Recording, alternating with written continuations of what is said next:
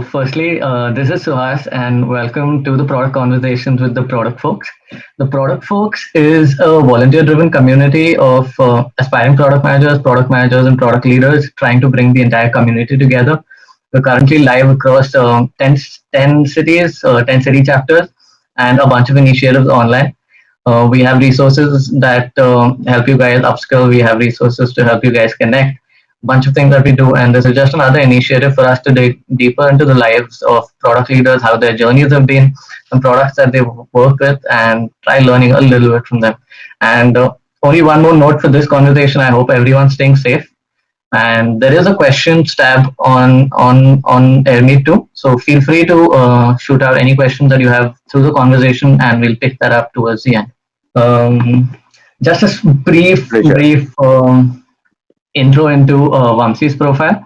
Vamsi, actually, I'll tell you a story about how we met. I was in Berlin a couple of months back and just reached out to Vamsi to grab a coffee, and we had some really amazing conversations. So I think this is going to be an extension. It's going to be a little bit about what I learned from him there. A little bit, I think it was super interesting for me. So I think you guys will have some really interesting takeaways. And also, let's try extending the conversation, some more interesting stuff that he can share with us.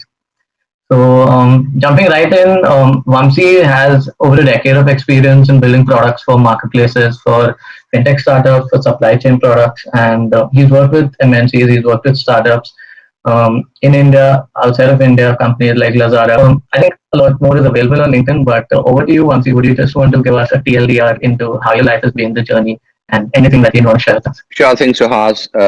Thanks a lot once again. And hey, guys, pleasure to be on the platform. Suhas, you guys are doing great. I wish these sort of platforms were existent a decade back when we were pretty much into the shapes of becoming product managers or product guys. Um, yeah, so as you mentioned, it's more of an extension. Yes, it was a great discussion that we have had in Berlin. So, to keep it short, I've been a product guy by profession, but I try to call myself an entrepreneur at heart. Um, and in a nutshell, my career has been like if you look into the sinusoidal graphs, crust and troughs in any sort of a market, it was always like that, but almost in equal intervals of time. So my path to product, maybe I will quit everything and I'll try to put it a little more towards how I've become a product guy. So I s- so back in 2004 2005 is where I've done my engineering. A typical engineering guy. I graduated with really terrible marks, um, and started my job as a QA guy. And most of the times it was not career at all. Of course, not even close to what the current millennials are focused towards. It was more about like, okay, there's a job, there's money that you're getting, and you just have to have fun, partying, and a typical young chap those days. Of course, I was also not very happy with my job, and though I took a stint as a product analyst at Oracle, I thought I should take a break and studied my master's in Europe at Smurfit Business School. That was kind of a little change in my trajectory, which was like after working for 4.5 years in India. So I worked with British Telecom as a strategy consultant, which gave me a breakthrough to move into product management with Fidelity Investments. Um, we are in the COVID situation currently. People say it's a great recession once again. It might also be a little bad, or even as bad as um, a financial crisis in 2008. So I graduated from the school and I was in Europe during the financial crisis, and I had to move back to India because of the financial crisis. But fortunately, I got an opportunity to join Fidelity Investments, and that was my breakthrough. So over this decade, I've been on a hop on, hop off tour. Every 2 years, almost on an average, I've been switching jobs and countries. So taking from Bangalore to Singapore, Southeast Asia, KL, and then once again came back to Bangalore, and then moved to Berlin. So it has been. I really cherished my journey, though there are a lot of pitfalls and a lot of learnings. So currently pursuing entrepreneurship. Most importantly, in this COVID situation, trying to build a shared economy product, a global product, but starting in Berlin. So yeah, my favorite pastime also has been kind of an advisor to few startups, and yeah, but that's about it. And That's yeah, thank you. Yeah. Yeah, and that's awesome. And I mean, you make it sound so modest, and thanks for being so frank with us through that journey. But yeah, I think I mean you had like experiences across, and yeah, one question here would be if you could just pick say two experiences from all these opportunities that you worked across, what would be the most exciting ones for you? Okay. It's like I have to. Okay, maybe in these 12, 13 years of my times, I really cherished my times at Lazada and Rantamojo. Mhm. So maybe I'll give a very quick brief for the people who do not know about Lazada. So Lazada is famously termed as Amazon of Southeast Asia. It was started around in 2013-ish and got acquired by Alibaba around 2017. So I was with Lazada for a couple of years. I was leading the product to build their cross-border marketplaces and also supply chain products. Interesting. That was Lazada, and with Rentamojo, after Lazada got acquired by Alibaba, it was an opportunity for me to look back to Indian startup ecosystem, and I wanted to join a startup which was in their baby footsteps. So that's where I joined Rentamojo. So when I joined initially, the opportunity was to kind of an entrepreneur in residence, kind of a role where I was able to tap on product, leading customer experience, leading risk. But across the verticals, from the initial stages of Fentamojo till Series B, when we got onboarded Bain Cap, and I did an exit. So it was Yes. a total different journey. So this is what I really liked. Because you're asking Suhas, maybe I'll try to put that into certain parameters, and Sure. do a quick maybe not comparison. How it varies from one startup to another startup. Absolutely. Yeah, that'd be So, great. maybe let's talk about the parameter called the phase of the company when I've joined as a product guy. So Lazada, so the growth phase was when it started. All the start growth has started at that point in time. We had around 10,000 orders per day coming in across the Southeast Asian region. Um, Series B was closed at that point in time. The organization is very big, very vast. You have these regional teams, and you have each and every country having their own managing directors and operations teams. So I was part of the regional team, obviously being product and tech. So during the growth start of the growth phase is where I have joined Lazada. But Yes. Rentamojo, when I joined, so Rentamojo was at the baby steps. How The big was the founder, team approximately? How big was that team? sorry. How big was the team there? So yeah, sure. The Rentamojo, we were around like 15, 20 people. That includes operations, Got it. customer experience, product, tech, and multiple teams. Because of the model, you have so many departments.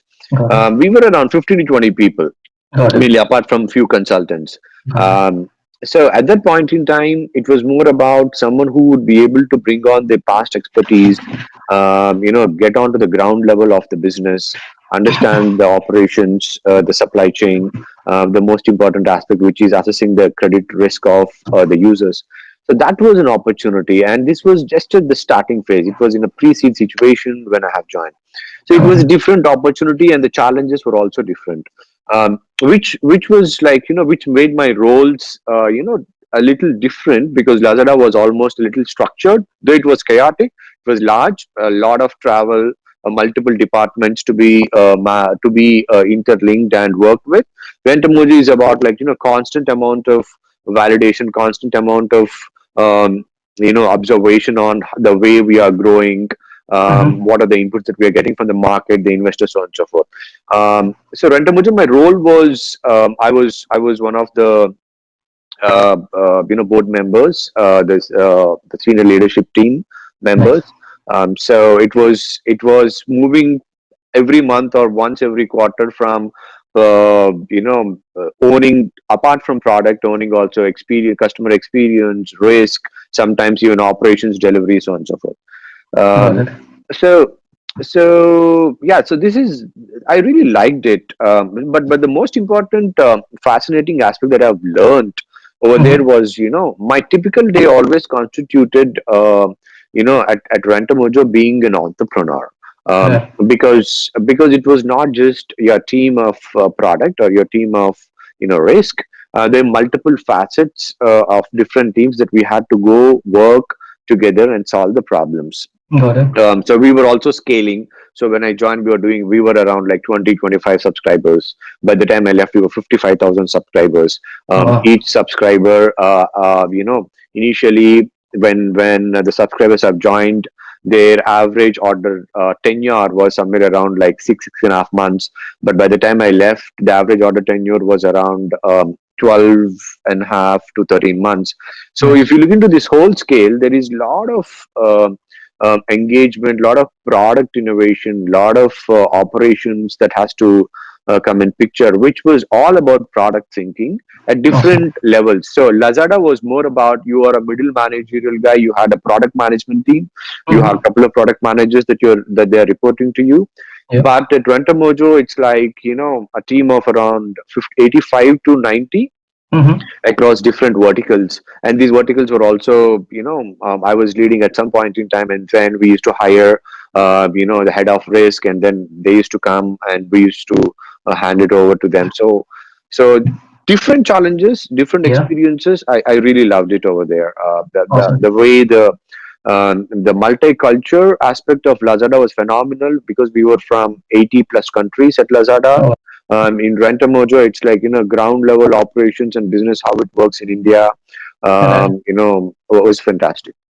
Awesome. Awesome. Yeah. Thanks for Yeah. giving that overview. I think it'll be really interesting to pick up one or two of these, like, one of the products that you probably worked at, either at Lazada or at Rentomojo. And if you can go a little deeper into that to understand, you shared a couple of challenges that you face. I think if you can pick up Rentomojo, I think that gives more of an Indian perspective. Or Hmm. at Lazada, I think that gives us a cross-border perspective. We understand what are some really interesting things that you worked on, or some interesting problem statements to start with, and then we can dig deeper into what challenges you faced, and if you can walk us through some of that. Sure. Yeah, probably I'll start with Lazada and move to Sure. Rantamojo quickly. So Yeah, that'll Lazada, be when I good. joined, so the situation of the business was, we were in the growth phase, and Mm. obviously there's a lot of pump, So, the money that is being, sorry. yeah, when you mention growth You're phase, able to hear me? yeah, I can hear you. When you Yeah. mention growth phase, what numbers were these doing? Like, what is the team size like? What revenue were you at? Anything that you can share? Sure, sure. It would, as I mentioned earlier, we were getting around 10,000 orders per day. Okay, So average order value was around like $45 to $50. interesting. Got it. And we were present across all 7 countries of Southeast Asia. Mm-hmm. Hong Kong has been one of the largest cross-border hubs at that point Nice, in time. nice. However, 50% of the revenues were coming from Indonesia. 49 to 51% were coming from Indonesia.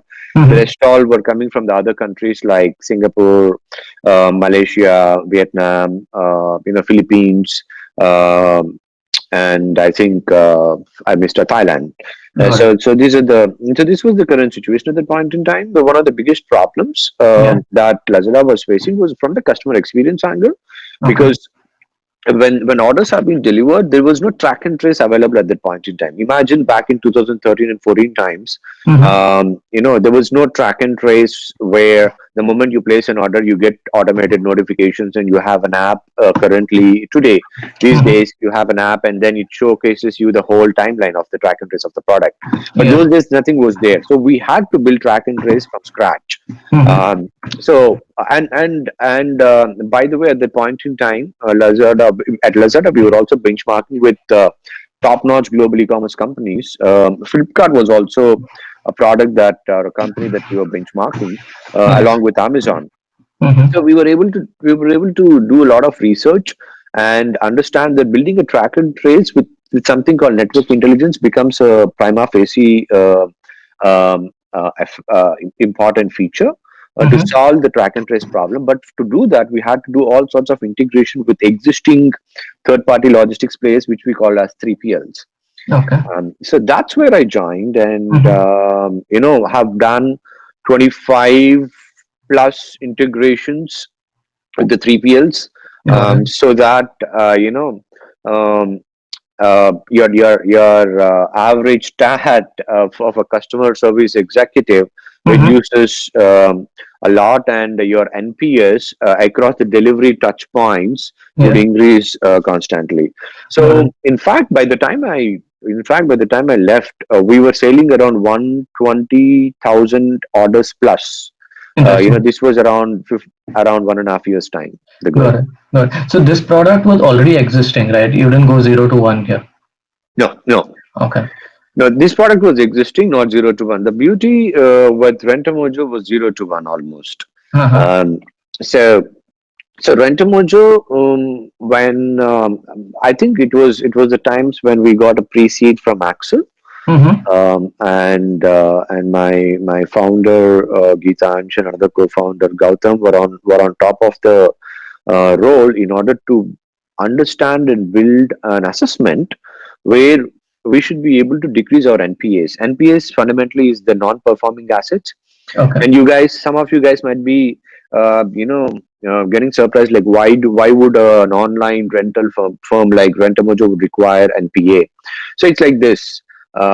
So we used to get the products, right. We used to either purchase the products or multiple other ways, lease the mostly purchase the products. So when you imagine your office table, if it is $100 and we have purchased a particular product, but we were delivering it to a customer for a mere $8 to $9, so that on a monthly basis they are able to pay that rental back to us. Got So here, what it becomes is there's a lot of risk appetite. So if, without understanding the consumer and our customer, if we are just deploying our product, there is a huge risk on non-performing assets, which might get involved into, like, insolvency of that particular product, or we lose that particular product. So that's where building a credit risk platform becomes a prima facie important aspect. In fact, it was the times where the whole business model and thought process and engagement has pivoted from being an online rental marketplace or an online rental company to a fintech product, because we started building a back-end credit risk platform. That was like 0 to 1 that we started building. So in order to do that, first we had to understand, like, what are our key parameters that we wanted to assess. A, our NPS should be as less as possible. B, we should be able to quickly understand and make a decision, like, whether this particular user, um, if a user has placed a product where they have to pay around 3,000 rupees per month, then are they getting their enough salary, or they're just students, or how do we assess it? So social integrations were required at that point in time. And the third aspect is, like, the faster the decision we are able to make and provide it to the users, the better is the customer experience. Because earlier, because we have started only with the process and not with the product, the average delivery time was around 7 to 8 days from the time of order that was placed. So this is where we were able to understand, the our key metrics, and we were able to understand the problems, map them, and started building an MVP in the form of a small backend credit risk platform, where we have pitched in an onboarding aspect of, as a user, you can log in with LinkedIn. If it's logged in with LinkedIn, we would be able to give a decision in shorter times like 1 to 2 days rather than 7 8 days, and these things have really worked. There are also things that did not work in our Mm-hmm. experiment, but these are Yeah. the main things that have worked. Awesome. So this is how we started, and there was a lot of things, and then you can think about multiple integrations that can happen, with social platforms and credit rating algorithms, so on and so forth, so that we were able to provide a seamless experience for the customer, so that once they place an order, the delivery happens as much as possible. Got it. Thanks so much, like walking us through this. I think we'll probably dig a little deeper into the renter module, since you mentioned credit risk platform multiple times, and since you worked on from 0 to 1, it'll be super interesting to see how you went about it. Like you mentioned that it took maybe 7 to 8 days to deliver a product. Number one. Number two, you mentioned one of the primary things that you wanted to do was reduce NPAs. So if you take these two things, if you can walk us through, and only at the MVP stage. Let's take it right from the beginning. At the MVP stage, how did you go about breaking down this problem? How did you build a team around this? How did you guys interact with customers? Anything that you can share from back then? Sure. Sure, definitely. The first and foremost thing was we already had certain amount of subscribers by then. We already had certain amount of data for NPAs. What were our NPA numbers? Obviously, I cannot reveal the right numbers Sure, now. sure, no problem. And also we knew the kind of NPS, which is the Net Promoter Score, that we were constantly validating as an important metric to build our product and company better. So all these things are in a very very bad situation at that point in time. Also because we were just a nascent startup. At the same time, if we want to leap further, we had to build a product around it. So the first thing that we did was whatever data was there, we started crunching it, we started analyzing it. So a quick synopsis or a use case, as you rightly mentioned, 7 to 8 days. So what are the reasons for these 7 to 8 days? The reasons for 7 to 8 days was there were like 5 6 parameters or documents, top-notch documents that we used to ask the users in order to provide so that we can do a delivery. Now, the engagement with the users was happening either via chat or email or sending email or making outbound phone calls, so on and so forth. So it was a tedious process, and it also depends on the response rate of the users, right? Though the user has already paid, has already registered with us, the response rate becomes very important. Now, the response rate is dependent on the on the user timelines and their engagement with their personal and professional lives. So which was a huge parameter that when we had to make any decision, there used to be a lot of back and forth between a user. If we ask house rental document, and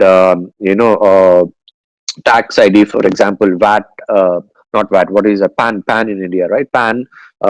Those days, Aadhaar was also there. So we used to get back and forth. We were not getting information right in time.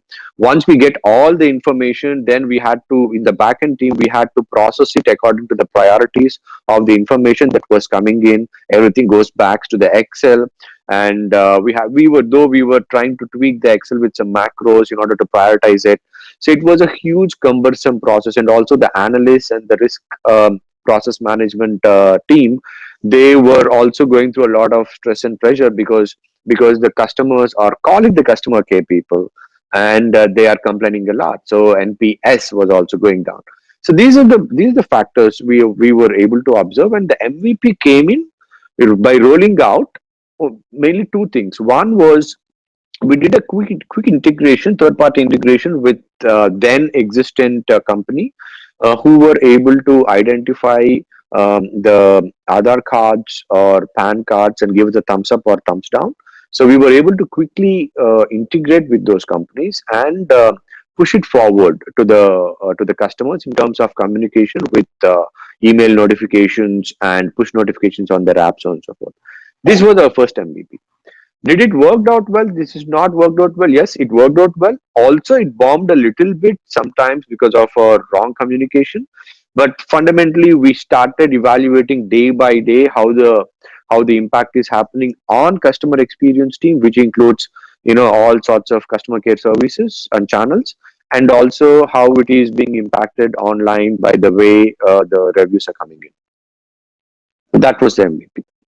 Got it. Got it. Yeah, that's interesting. I think, yeah, I mean, there is a question here. Actually, someone's asked in the comments here. Can Sure. you share examples of product discovery experiments conducted at Rentomodo which failed but led to deeper insights? Um, sure. Maybe one thing that I can quickly tell you regarding the same use case with the MVP that we were trying to build. So we were also under a lot of pressure because we were getting good amount of demand, which means like we were getting good amount of customers onboarded, which means like marketing team and the brand was doing good job. But at the same time, the problem was to make a quick decision and deliver out a significant amount of information or a decision to the customers. At that point in time, while building this MVP, what we did was, um, imagine you're a user, you come onto the Rentomojo's onboarding line either or via app or desktop. Once you place an order, you are automatically redirected towards your account management page.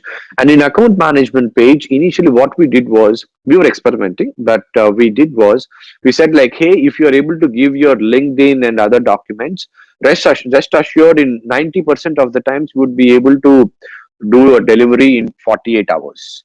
So we reduced our 7 day start to 48 hours and we wanted to look into it. Good.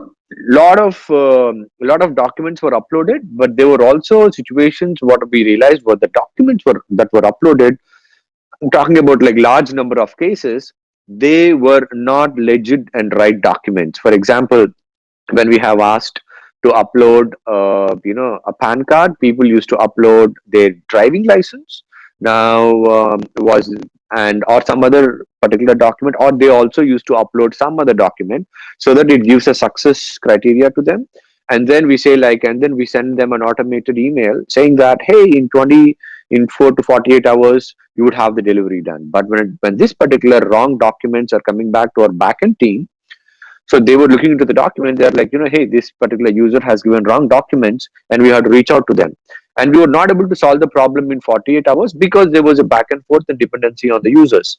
And this raised a lot of concern on the customer experience and on the social channels. Like there was a lot of gaga that has happened for a couple of days. And then we had to change the communication saying that, hey, please provide your documents and we would revert back. That 24 to 48 hours itself has made such a huge impact that there was a huge spike for a couple of days on social channels and customer experience channels, that there was a lot of negative impact that has happened. Not negative impact, but there was a lot of complaints that were coming in. So we Got it. had to integrate that. We had to make a quick decision to integrate quicker, at least to go back and give the users quicker feedback. So, how did you go about solving that? Did you increase that 24, 48, or how did you go about solving that issue? So we took out the communication. So it was all Okay. about the communication. Okay. So that becomes a prima facie thing. The way you are communicating with the users becomes very, very important.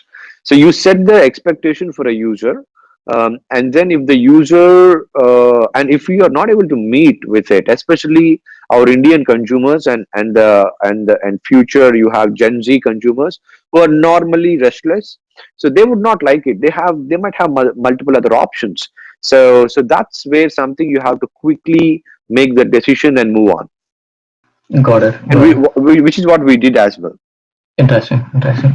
Yeah, I think yeah, we covered a little bit about Rentomojo. You spoke about Kamo, like a couple of interesting projects you work at Rentomojo, and some of the projects that didn't work out as well. You mentioned something about Indian consumers. So how has this changed across different locations? That like how much of an ecosystem difference is this in terms of consumers or in terms of startups that you worked at?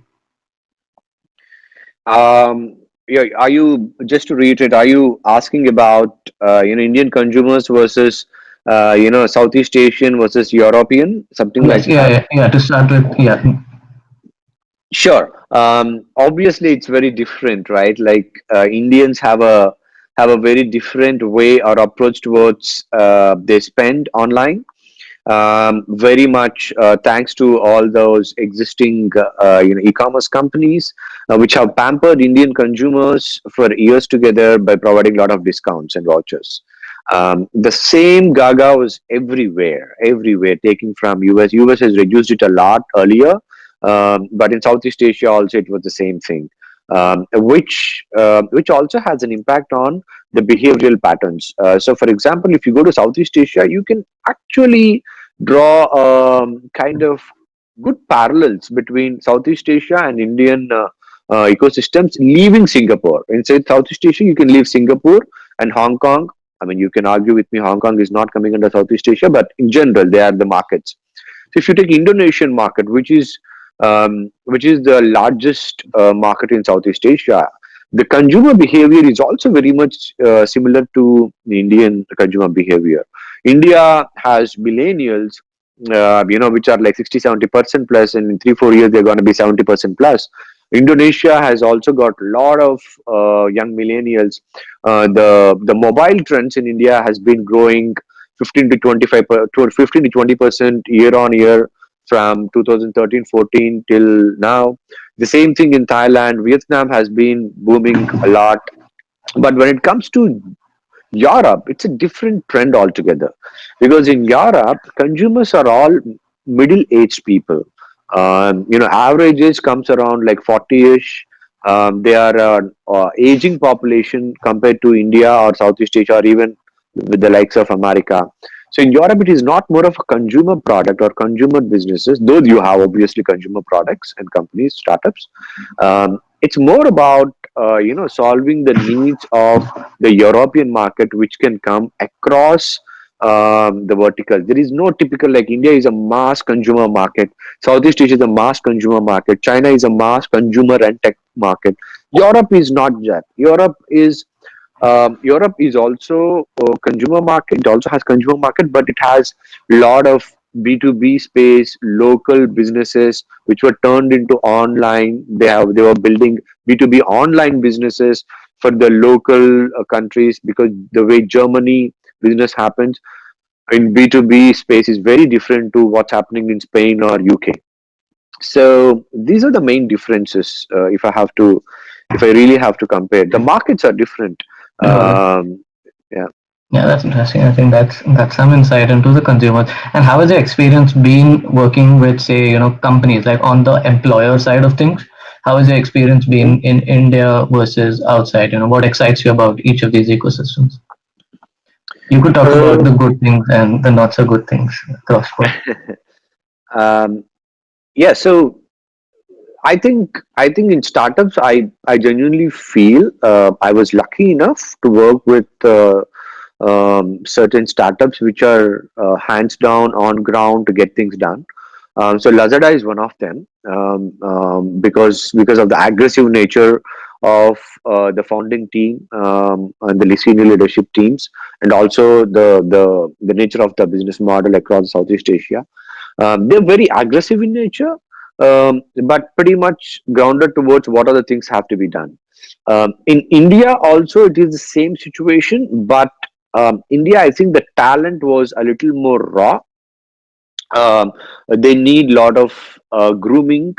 They need lot of I might get into trouble, but this is only my observation, personal observation over here. So people require good amount of grooming and uh, you know uh, direction, compared to what I work with European startups or Southeast Asian startup, especially Lazada. However, when it comes to talent wise, I think India is impeccably talented, at least with the startups and the people I have worked. And it's also talented in the other parts, but the availability of talent, the energy towards building things super fast is not as dynamic as in India and Southeast Asia. I can't say Europe it is less, because it is also the way life has been perceived, right? Europe also you will find like this, but it also goes back to the working sentiments, work life balance that comes in. So when it comes to work life balance, obviously in startups in India you have to slog. Now when it comes to slogging, you have to be smart still in order to get things done. What are your parameters to validate? And that is the same across. But in Europe, the good thing is, if you are able to create your certain OKR, or you call them as KPIs, and you're able to meet them, it is always about giving you much more ownership. And in India, you a good amount of leadership was required. Interesting. Yeah. So Interesting. um, Yeah. Anything that you'd yeah. like to add? Or Um, yeah, I I mean, think the maturity also depends. If it comes to startup, mm-hmm, I believe Bangalore, from my experience, Bangalore is way matured compared to any other European startup ecosystem. mm-hmm, The same way, obviously, Bangalore is not as matured as Beijing or Valley, right. right?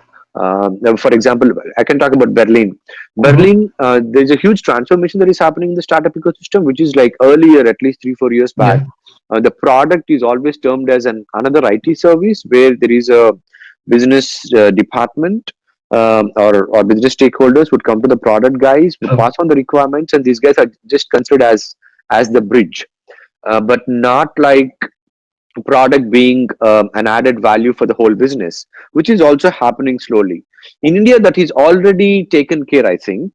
At least people understood what is so important for considering themselves, for transforming their operational business or any business into a tech and product company.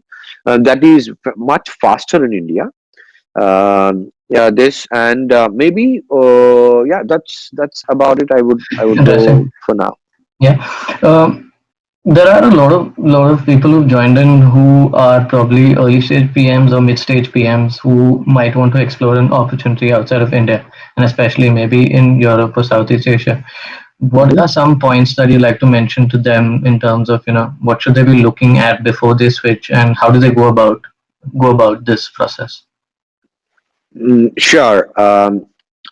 Sure. One thing before I speak on this, Mm-hmm. the situation would have been, or I would have told something else a month before compared to now, because COVID has a huge impact on it. If someone wants to go, across the borders of the country and try to explore different roles, still it's a possibility, but obviously it's a very tough situation. But I can talk about, like, what people were doing and what I have done, what people were doing in the very recent past, which is like, till 1 to 2 months back, and which might also be kind of a good situation, probably 3 to 6 months time. So it's about this. During my time, it was a lot of resource scarce, especially with product across Southeast Asia and in Europe. And obviously, both these ecosystems or markets have a great respect and value for Indian product guys and Indian tech guys. However, as these ecosystems have evolved in the recent times or in the recent years, the value of product, people, lot of local talent, emerging themselves into product ecosystem has also increased. So this is kind of a change that I have seen in the past. However, one very good thing is that because a lot of Indians have tech background and also either an MBA or some sort of a business background, the opportunity in order to move towards product abroad becomes still open. The factors or objectives, if I would like to see, at least in the current trends from past 1.5 years, I have seen is like people are extremely data driven. So be super data driven, look into the tools. You can still work on the basics of Python. Definitely do some crunching on Excel. How would you be able to analyze and create hypotheses around data? That is one. The second one that I would suggest is, if you were very good in a particular specialization. For example, let's take an e-commerce business. If you have been pretty good guy in last mile operations, logistics, so on and so forth, you definitely have opportunity to become an operations product manager. Or you have been great growth hacking guy, being doing digital marketing and performance marketing initiatives at your startup or your company, and opportunities to become a growth product manager is good. So these things are definitely out there open, and the possibilities are also there. The third most important aspect is start writing. So I'm telling something which I'm not I'm not walking my talk. So I really wanted to get onboarded towards writing and producing content and pushing content online, which probably I would like to start in the sooner times. But start writing your blogs, start putting your perspectives. That adds a lot of value about how you would be able to perceive, because AIs are bringing a lot of new ways of HR resources to understand the upcoming talent. Yeah. Super interesting. Yeah, I think I completely agree with you. I think the T-shaped skills that you mentioned is super, super important, at least from what I see here as well. I think a couple of other questions related to this in the questions tab also. Do you want to take it now or do you want to take it towards the end? We have some time. Maybe we'll just run through and we can take all these together in the questions tab in say 5-10 minutes. Is that okay? Sure. Awesome. Sure, of course. Awesome.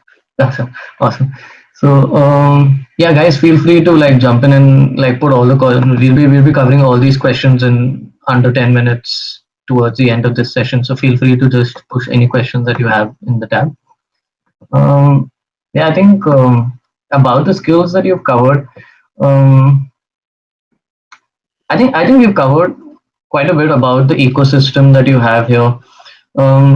Now that we're running out of time, I'm just wondering what else do you want to cover? I have like a really interesting rapid fire towards the end of this that I'm personally interested in. I think we could jump to Okay. that and then jump into the questions bit. So with Rapid fire sounds like a celebrity interview. Wow, that's great. no, it's pretty much Pretty good. that, but it's something that I'm interested in. It's not exactly a rapid fire, but it's going to be interesting. So the first question is, what do you wish you had known when you started out? Like you shared about your early career to Mhm. now. What are something that you think would have been very useful if you knew about it earlier? Is that okay? If it's regarding product, um, I really wish I would have done a computer science major. Okay, Not just studying the fundamentals, a little getting into a little depth of one of the programming languages or scripting languages at least, which I started doing with Python. But if when it comes to business, I wish I would have started or tried becoming an entrepreneur at least couple of years back. Yeah. interesting. Next one would be, what are your favorite startups or products in the Indian ecosystem today? Lesser known if possible, but what are some of these that you're really excited about? Sure. Okay, so I think I've been following Indian startup ecosystem a lot. There are a lot of startups that are coming with super innovative content, especially focused for Indian groups or Indian ecosystem. But I was really blown away the way Vidish and his team have built up Misho. Interesting. That also talks about the futuristic approach on how you would be able to bring on commerce onto the fingertips, into multiple local level groups, tier 2 tier 3 cities. I thoroughly enjoyed that, and extension to it, I'm really following, and I'm super excited with startups like SimSing, Bulbul, which are talking about how influencer community can come on board it and get onto the video content so that they can influence the Gen Z, and commerce can happen. Not just for the heck of commerce, but also influencer community that is coming onto the fitness, influencer community that is coming on for health. During the COVID situations, it becomes very important. So I really like these ones. Awesome. Yeah, moving on. The next one would be, since you've moved through your journey here in leadership positions, especially in product, what is your view around mentorship and product coaches? If you had any, if you would like to, give a shout out to some of your mentors, but what is your view on this? Um, Okay, so this actually probably I would have told you what I would have wished for the question earlier. I wish I would have got a mentor a decade before. A Okay. mentor. is really important. So whenever you're choosing, whenever someone is trying to look out for a job, also look out, who is the boss or the mentor that you're gonna go and report to. That becomes very, very important, because you would be able to evolve or transform a lot. Of course, getting a lot of feedback constantly from your mentor or coach. But if I'm talking about you are in the start of your product management career or in the mid-level career. If you're in the leadership career, I genuinely suggest go get a coach. Coaches are not coming only for $1,000 per hour. There are so many coaches. There are so many mentors. You can also call them guru in Indian context, who would be able to help you. Solve the problems for you constantly. There are a couple of platforms available as well. I know one of the platforms is Network Capital Premium. They have great mentorship and coaches. You also have, I think, a Better Coach, or some other website I forgot. But in your community, in your college or schools, you might have some seniors who would be in the product management careers. Go definitely get some coach. There is also a way, in order to in order to look at who are the right possible coaches, but who can actually challenge your thought process, who can give you a better direction, are always good. This has really helped me. I become much more emotionally quotient. I'm able to make a little decisions a little better, obviously compared to the past, and obviously becoming a better human. Yeah. Awesome, awesome. Thanks for sharing that. I think that is very, very useful. Probably the last question here. What are some personal goals for you? What is next for you? And yeah, anything that you like to share with the audience? Where can they connect with you after this call? My personal goals, I think, so I so so I am building a product. It's kind of a marriage between a social commerce product and subscription based rental product. So that's what I'm trying to build. I have already pivoted a couple of times. I do have some revenues, but the COVID situation once again has pushed us in order to innovate further. Hmm. What if a COVID situation is going to be for another 3 to 6 months? What we should do? What if it gets stretched for another 6 to 12 months? What we should be able to do? Hmm. So this is something that I'm looking at. But fundamentally, another personal goal is like I really want to start writing Nice. and talk to many more people in order to learn further. Awesome, awesome. Thanks so much for sharing. I have a bunch of other questions, but I think we're running out of time, so I'll jump right into the audience Q&A that we have here. First one would be from Joseph. He asked, "You seem to have jumped a few industries. Looking back, how do you think it has helped you? How much of industry expertise, um, yeah, how much of industry expertise do you think is going to be useful or helpful in senior PM roles?" Sure. So I from my early career itself, I was very clear that I'm not going to one single industry. So Mm-hmm. there were two different paths. Either you want to become a specialist in one single industry and grow up the ladder, or you go tap on multiple industries and kind of become a generalist by the time you grow up the ladder. So I've chosen the latter. So this has helped me, because I would be able to at least talk to people, at, with the industries that I have worked in the past, and also try to constantly learn with the future, technologies or new products that are coming into in the markets. So it also has helped me as a product guy to think, to come up with better problem solving approaches. If I go and talk to someone, if I have to become, if I have to take a role, or if I have to consult, or if I have to build my own company. So this different industries and different approaches has helped me. So it's like, Awesome. they used to say jack of all trades, master of none. I genuinely think, like, especially with the context and with the current situations, you can still be good being jack of all trades and being master of none. You Because slowly you would become a generalist in the future. Awesome, awesome, awesome. Another one that we have here is from Prashant. He says, since you spoke about the maturity and grooming, can you compare the HR hiring practices being followed for PMs across different regions? So I think again, it's around hiring of PMs across different regions. Um, yes, I can talk at least till 2019, Uh-huh. because till then I was hiring people, or I was part of the hiring. Mm-hmm. So it's like this. In India, I think it was more about problem solving approaches and in person interviews and all. In Mm-hmm. Europe, it is much more case study driven. It is much more like how you are able to bring your empathy. Obviously, communication is constant everywhere. Southeast Asia is also very similar to India, so I don't have to draw a lot of conclusions between these two. So this is important.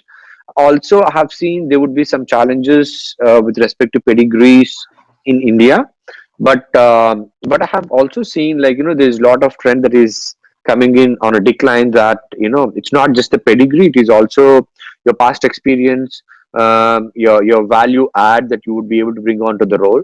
That is a good change in India, I can see. Nice, nice, nice. Yeah, but we have about Yeah, 5 minutes, so I think we can take two questions. We have a bunch of questions, but I'll pick two from these. One sure, of sure. them, Gautam is asking about your experience at HelloFresh. He says, if you could share any ideas on how to develop a product roadmap for subscription models at HelloFresh. How did you guys think about it back then? Sure, Gautam. So when I joined HelloFresh, it's already an established product. So Mm-hmm. what I've joined to take HelloFresh into different markets. So it was already an established product. So I can briefly tell you how it was developed first. So HelloFresh, because for the people who doesn't know about HelloFresh is an online meal kit subscription product, where as a subscriber you pay a certain amount of money, and every week you would get the meal kits delivered, with a tagline and information, so that you can cook meals at your home, fresh meals. So subscription is all about engagement.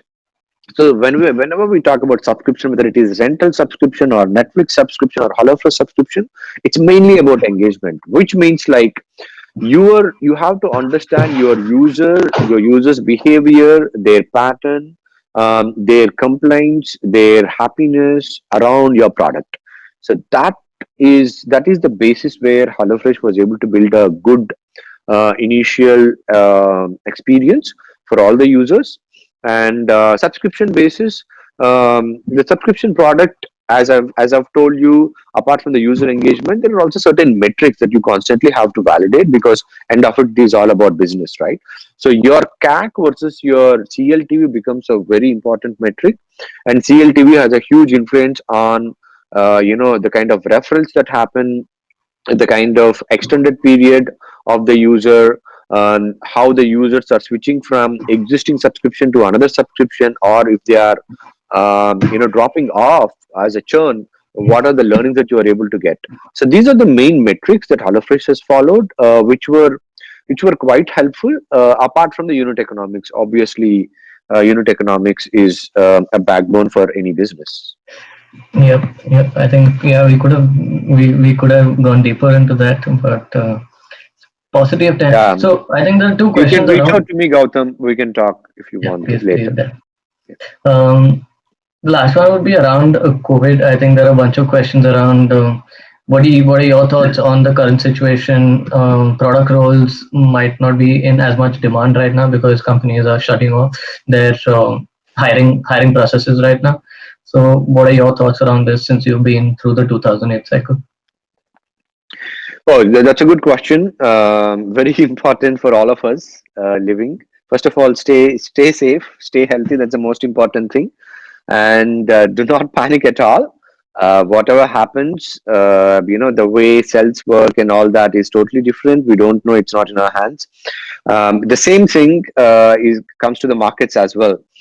2008, the markets, the time that was taken in order for the markets to get back has taken a couple of years. Once again, it depends from country to country. USA has gained back very quickly. Europe has taken more time. India got back into shape very, very quick, so on and so forth. But this, on the market perspective, only if you look at the financial markets, yes, it is almost as bad, or probably is going to be much worse than 2008 financial crisis. So this is all bad news. I'm trying to say, which will have an impact on the funding from the startup. All the startups which are mainly volume driven, revenue based, volume driven, which have not focused on to path for profitability. Those would have a significant impact because the capital might not come as quick as possible. Sequoia has done it great. McKinsey has also come up with a report, so you have a lot of references. So whatever I'm telling, first of all, is only my perception. So if you have to look into a good way or a better way, then try to time box yourself for 3 to 6 months. What are the changes that might happen? And for another 6 to 12 months, I can talk about 3 to 6 months. I think there is a lot of innovation that is required across all the business models, which makes the product tech, digital roles much more massive. Also consulting, because whenever there is a downturn, consulting opportunities go up. But we are talking about product here. Product guys can also be internal consultants for the startups, right? For the companies. So that's one part. The second part is, what are the industries that are going to go up? So connect or tap COVID with the human needs. With COVID, at least what I can see, what I'm hearing, what I'm reading, it's only my personal observation or inference from the existing sources, is you are able to focus on human needs, fundamental needs of the humans or the businesses. Then it becomes very, very important to move towards those lines of saving your business or coming up with better innovations. Let's take an example like food. So after COVID, everyone might move towards becoming much more immune, much more health conscious. So there might be a huge upsurge in vegan or super healthy foods, Ayurvedic foods, especially in India, fitness, yoga, so on and so forth. Healthcare, obviously, it is going to get upgraded. Fashion, super fashion, we don't know. Normal fashion, probably yes. Maybe uh, you know uh, social commerce might have an impact, because people want to see the products going forward and want to make a decision rather than just ordering or placing orders, because the money conservativeness would also increase. So these are the main parameters that you would look, if you can see. Finally, what I would say is, good news is there's a lot of innovation that has to happen. Please be part of that innovation. Please look into what is the value creation that you can add. That would definitely be good for you and for the ecosystem. Awesome, awesome. Thanks so much. A bunch of other questions, but I'll ask them. They'll probably be reaching out to you over PM. If you could share your Sure. LinkedIn ID in the chat section, that'll be great. I think they can reach out, or whichever channel, maybe your email ID, whatever you prefer. If you could share it over the chat section, maybe they can reach out to you after this session as well. So, Sure. yeah, Sure. I will post my LinkedIn over here. Yeah. awesome, awesome. Yeah, we're just in time with this 1 hour slot. Maybe we could pick up a part two of this next time. But thanks so much, Vamsi, for joining us. I think it's been a great discussion. I loved it as usual. Guys, please feel free to share any feedback that you have with us, anything that you like to add to this, or how you like the session, anything that you think we can add for the next few sessions. Please feel free to reach out to us. And thank you so much for joining us. Thanks so much, Vamsi. Have a great weekend, you guys. Take care. Yeah. Yeah. Thanks a lot, guys, and thanks a lot, Suhas. It's Thank you. my pleasure to talk to the community, and I would love to be part of the community too. And please shoot me for anything. There's a lot of things to learn from you guys too. Yeah. Thank you Thanks. so much. Stay safe, guys. Yeah. Thank you. Guys, there is a social lounge where we can all network right after this. So you can pick a table in case you guys are interested. I think Vamsi and me will also be there. So pick a table and feel free to chat with us. Um, yeah, we have a LinkedIn group also. So you can just search for the product management folks on LinkedIn. You can join us there, follow our social media handles, and we do these very, very often. So see you in the social lounge. Have a happy weekend and please stay safe. Take care. Thank you so much again.